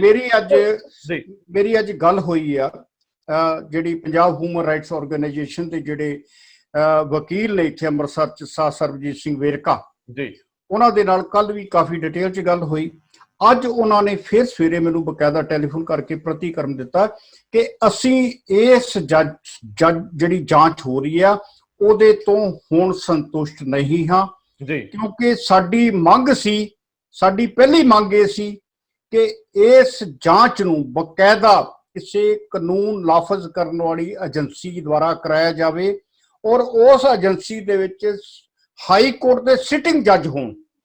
ਉਹ ਕਹਿੰਦੇ ਕਿ ਜਦੋਂ ਜਥੇਦਾਰ ਸ੍ਰੀ ਅਕਾਲ ਤਖਤ ਸਾਹਿਬ ਨੇ ਇਹ ਕਹਿ ਦਿੱਤਾ ਕਿ ਜਾਂਚ ਜਿਹੜੀ ਅਸੀਂ ਕਰਵਾ ਰਹੇ ਹਾਂ ਉਹ ਵੀ ਹਾਈ ਕੋਰਟ ਦੇ ਸਾਬਕਾ ਜੱਜ ਨੇ, ਤੇ ਅਸੀਂ ਇਸ ਨੂੰ ਪ੍ਰਵਾਨ ਕਰ ਲਿਆ ਸੀ ਜੀ। ਹੁਣ ਕਿਉਂਕਿ ਇਹ ਜੱਜ ਇਸ ਵੇਲੇ ਲੰਬੇ ਹੋ ਗਏ ਨੇ, ਔਰ ਜਿਹੜੇ ਵਕੀਲ ਨੇ ਉਹ ਕਹਿੰਦੇ ਨੇ ਕਿ ਸਾਨੂੰ ਇਸ ਗੱਲ ਦਾ ਵੀ ਸ਼ੰਕਾ ਆ ਕਿ ਵਕੀਲ ਸਾਹਿਬ ਦਾ ਵੀ ਕੋਈ ਜਿਹੜਾ ਵਕਾਲਤ ਦਾ ਕੈਰੀਅਰ ਆ ਕੋਈ ਬਹੁਤਾ ਲੰਬਾ ਨਹੀਂ ਹੈ। ਅਸੀਂ ਕਿਸੇ ਤੇ ਸਰਦਾਰ ਸਾਹਿਬ ਉਹ ਪਾਸੇ ਨੇ, ਉਹ ਕਹਿੰਦੇ ਅਸੀਂ ਇਸ ਜਾਂਚ ਨਾਲ ਸਹਿਮਤ ਨਹੀਂ ਹਾਂ। ਅਸੀਂ ਨਿੱਜੀ ਟਿੱਪਣੀ ਨਾ ਕਰੀਏ, ਵਕੀਲ ਸਾਹਿਬ ਦਾ ਆਪਣਾ ਇੱਕ ਔਰਾ ਹੋਊਗਾ, ਉਹਨਾਂ ਦਾ ਆਪਣਾ ਇੱਕ ਸਿਸਟਮ ਹੈ, ਉਹਨਾਂ ਨੂੰ ਜਾਂਚ ਕਰਨੀ ਚਾਹੀਦੀ ਹੈ, ਜਾਂਚ ਤੋਂ ਬਾਅਦ ਕਿਸੇ ਦੇ ਉੱਤੇ ਟਿੱਪਣੀ ਕਰਨੀ ਜਾਇਜ਼ ਆ। ਲੇਕਿਨ ਜੇਕਰ ਫਿਰ ਵੀ ਮੈਂ, ਕਿਉਂਕਿ ਅਸੀਂ ਹਮੇਸ਼ਾ ਧਾਰਮਿਕ ਮਾਮਲਿਆਂ 'ਚ ਮਾਫੀ ਮੰਗਦੇ ਰਹਿੰਦੇ ਹਾਂ, ਮੈਂ ਇੱਕ ਲਾਸਟ ਜਾਂਦੇ ਜਾਂਦੇ ਗੱਲ ਕਹਿ ਕੇ ਇਹਨੂੰ ਵਿਰਾਮ ਦੇਵਾਂਗਾ। ਸਭ ਤੋਂ ਪਹਿਲੀ ਗੱਲ ਤੇ ਇਹ ਹੈ ਕਿ ਸਿੰਘ ਸਾਹਿਬ ਬਣੇ ਰਹਿਣ, ਅਸੀਂ ਦਿਲੋਂ ਚਾਹੁੰਦੇ ਹਾਂ। ਹਰ ਸਿੱਖ ਕੌਮ ਨਾਲ ਜੁੜਿਆ ਗੁਰੂ ਨਾਨਕ ਨਾਮ ਲੇਵਾ ਦੇ ਖਾਲਸਾਈ ਲੋਕ ਇਹ ਸਮਝਦੇ ਆ ਕਿ ਸਿੰਘ ਸਾਹਿਬ ਭਾਵੁਕ ਨੇ, ਤਰਕ ਆਧਾਰਿਤ ਗੱਲ ਕਰਦੇ ਆ, ਸਿਆਣੇ ਨੇ, ਉਹ ਬਣੇ ਰਹਿਣ ਤੇ ਇਹ 'ਚ ਖੁਸ਼ੀ ਹੈ ਸਾਰਿਆਂ ਦੀ। ਲੇਕਿਨ ਇਹ ਵੀ ਗੱਲ ਬੜੀ ਸਪਸ਼ਟ ਹੈ ਕਿ ਜਿਹੜੀ ਧਿਰ ਸ਼੍ਰੋਮਣੀ ਗੁਰਦੁਆਰਾ ਪ੍ਰਬੰਧਕ ਕਮੇਟੀ ਦੇ ਉੱਤੇ ਪ੍ਰਬੰਧ ਚਲਾ ਰਹੀ ਹੈ, ਉਹਨਾਂ ਦੀਆਂ ਭਾਵਨਾਵਾਂ ਕੀ ਨੇ, ਇਹ ਵੀ ਬੜੀਆਂ ਅਹਿਮ ਨੇ ਕਿ ਉਹ ਕੀ ਸੋਚਦੇ ਆ ਕਿ ਉਹਨਾਂ ਨੂੰ ਬੈਨੀਫਿਟ ਹੋ ਰਿਹਾ। ਇਹ ਵੱਡੇ ਸਵਾਲ ਆ ਕਿ ਅੱਜ ਤੱਕ ਕਈ ਇਲਜ਼ਾਮ ਆਉਂਦੇ ਰਹੇ ਆ ਕਿ ਸ੍ਰੀ ਅਕਾਲ ਤਖਤ ਸਾਹਿਬ ਦੇ ਜਥੇਦਾਰ ਸ਼੍ਰੋਮਣੀ ਕਮੇਟੀ ਦੇ ਕਾਬਜ਼ ਧਿਰਾਂ ਦੇ ਨਾਲ ਹੀ ਚੱਲਦੇ ਰਹੇ ਆ। ਸੋ ਇੱਥੇ ਉਹ ਕਿੰਨਾ ਕਿ ਇਹਨਾਂ ਤੋਂ ਖੁਸ਼ ਹੈ, ਇਹਨਾਂ ਦਾ ਉਹਨਾਂ ਨਾਲ ਕਿੰਨਾ ਸੰਪਰਕ ਆ। ਇੱਕ ਹੋਰ ਖਬਰ ਜਿਹੜੀ ਨਿਕਲ ਕੇ ਆਉਂਦੀ ਸੀ ਕਿ ਦਿੱਲੀ ਦੇ ਵਿੱਚ ਜਿਹੜੀ ਧਿਰ ਬਾਦਲਕਿਆਂ ਦੀ ਇਸ ਵੇਲੇ ਆ, ਉਹਦੀਆਂ ਸ਼ਰੀਕ ਧਿਰਾਂ ਨਾਲ ਵੀ ਸਿੰਘ ਸਾਹਿਬ ਦਾ ਦੇਰ ਸਵੇਰ ਰਾਬਤਾ ਬਣਿਆ ਰਹਿੰਦਾ। ਪੰਜਾਬ ਦੇ ਵਿੱਚ ਵੀ ਬੁੱਧੀਮਾਨ ਸਿੱਖ ਲੀਡਰ ਜਿਹੜੇ ਆ ਉਹਨਾਂ ਨਾਲ ਬਿਲਕੁਲ ਠੀਕ ਹੈ, ਕੋਈ ਦੁਹਰਾਵਾਂ ਜਥੇਦਾਰ ਹਰਪ੍ਰੀਤ ਸਿੰਘ ਹੋਰਾਂ ਨੇ ਕਿਸੇ ਲਈ ਆਪਣੇ ਦਰਵਾਜ਼ੇ ਬੰਦ ਨਹੀਂ ਕੀਤੇ। ਲੇਕਿਨ ਮੈਂ ਉਹਨਾਂ ਨਾਲ ਕੋਸ਼ਿਸ਼ ਕੀਤੀ ਕੱਲ ਗੱਲ ਕਰਨ ਦੀ। ਮੈਨੂੰ ਉਹਨਾਂ ਦੇ ਜਿਹੜਾ ਉਹਨਾਂ ਦਾ ਨੰਬਰ ਹੈ, ਉਹਨਾਂ ਦੇ ਪੀਏ ਸ਼ਾਇਦ ਸੀਗੇ, ਉਹਨਾਂ ਨੇ ਮੈਨੂੰ ਇਹ ਗੱਲ ਕਹੀ ਕਿ ਨਹੀਂ ਸਿੰਘ ਸਾਹਿਬ ਹੈ ਨਹੀਂ, ਕਿਤੇ ਗਏ ਹੋਏ ਆ, ਤੁਸੀਂ ਸਾਨੂੰ ਦੱਸੋ ਜੀ ਕੀ ਗੱਲ ਆ। ਮੈਂ ਉਹਨਾਂ ਨੂੰ ਕਿਹਾ ਕਿ ਮੈਨੂੰ ਸਿੰਘ ਸਾਹਿਬ ਨਾਲ ਗੱਲ ਕਰਨੀ ਹੈ। ਮੈਂ ਚਾਹੁੰਦਾ ਸੀਗਾ ਕਿ ਮੈਂ ਇਹਨਾਂ ਨੁਕਤਿਆਂ ਦੇ ਉੱਤੇ ਸਿੰਘ ਸਾਹਿਬ ਨਾਲ ਗੱਲ ਕਰਾਂ। ਹੋ ਸਕਦਾ ਉਹ ਵੱਡੇ ਵਿਦਵਾਨਾਂ ਨਾਲ ਗੱਲ ਕਰਦੇ ਆ, ਉਹਨਾਂ ਕੋਲ ਫੁਰਸਤ ਨਹੀਂ ਹੁੰਦੀ, ਲੇਕਿਨ ਇਹ ਸਪਸ਼ਟ ਹੈ ਕਿ ਕੌਮ ਚਾਹੁੰਦੀ ਹੈ ਕਿ ਇਹ ਵੱਡਾ ਤਖਤ ਜਿੱਥੋਂ ਅਸੀਂ ਰਹਿਨਮਾਈ ਲਈ ਦੇਖਦੇ ਹਾਂ, ਅਗਵਾਈ ਲਈ ਦੇਖਦੇ ਹਾਂ, ਉੱਥੋਂ ਫੈਸਲੇ ਵਧੀਆ ਹੋਣ ਔਰ ਅਸੀਂ ਵੀ ਉਸ ਤਰ੍ਹਾਂ ਦੇ ਲੋਕਾਂ 'ਚ ਸ਼ਾਮਲ ਹੈ। ਸਾਡੀ ਸ਼ਰਧਾ ਸਤਿਕਾਰ ਸਿੰਘ ਸਾਹਿਬ ਔਰ ਸ਼੍ਰੀ ਅਕਾਲ ਤਖਤ ਸਾਹਿਬ ਲਈ ਬਕਾਇਦਾ ਹੈ, ਲੇਕਿਨ ਫਿਰ ਵੀ ਕੌਮ ਕਿਉਂਕਿ ਜਿਹੜੇ ਵੀ ਮਸਲੇ ਵਿਚਾਰ ਲਈ ਆਉਂਦੇ ਆ ਉਹਦੇ ਤੇ ਸੰਵਾਦ ਬਹਿਸ ਮੰਗਦੀ ਹੈ। ਸੋ ਇਹ ਚੱਲਦਾ ਰਹਿੰਦਾ। ਜੇ ਸਿੰਘ ਸਾਹਿਬ ਵੀ ਚਾਹਣਗੇ ਵੀ ਉਹ ਕੋਈ ਗੱਲ ਕਹਿਣੀ ਚਾਹੁੰਦੇ ਆ ਤੇ ਅਸੀਂ ਉਹਨੂੰ ਉਹਨਾਂ ਦੀ ਭਾਵਨਾ ਉਹਨਾਂ ਦੇ ਸ਼ਬਦਾਂ ਦੇ ਵਿੱਚ ਹੀ ਪੇਸ਼ ਕਰਨ ਦੀ ਖੁਸ਼ੀ ਲਵਾਂਗੇ। ਸੋ ਸਰਦਾਰ ਸਾਹਿਬ ਬਹੁਤ ਮਿਹਰਬਾਨੀ। ਅਗਲੇ ਦਿਨ ਦੇਖਣ ਵਾਲੇ ਹੋਣਗੇ ਕਿ ਇਹ ਸਾਰੀ ਪ੍ਰਕਿਰਿਆ ਕਿਸ ਦਿਸ਼ਾ ਨੂੰ ਜਾਂਦੀ। ਬਹੁਤ ਧੰਨਵਾਦ।